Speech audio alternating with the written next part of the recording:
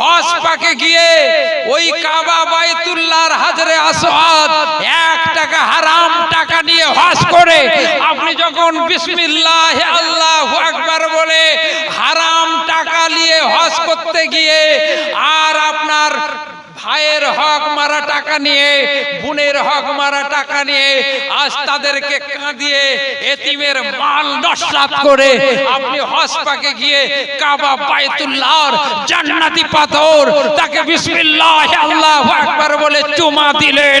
ওই পাথরের অ্যাক্টিভিটিস কাজ দুটো কোয়ালিটির কাজ হবে।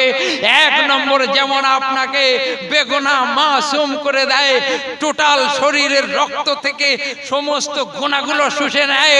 যদি কেউ হারাম টাকা নিয়ে হজ পাকে গিয়ে ওই কাবা বাইতুল্লাহর হাজরে আসওয়াদ পাথরে চুমো দেয়, ওই ব্যক্তির টোটাল ওয়ার্ল্ডের যত হাজি যত তাদের যে জমাকৃত পাপ রাশি ও টেনে নিয়ে কালো হয়ে গেছে, ওই হাজরে আসওয়াদ পাথরের সমস্ত পাপ রাশি ওই হাজির মাথার উপরে দেওয়া হয়। বলুন নাউজুবিল্লাহ।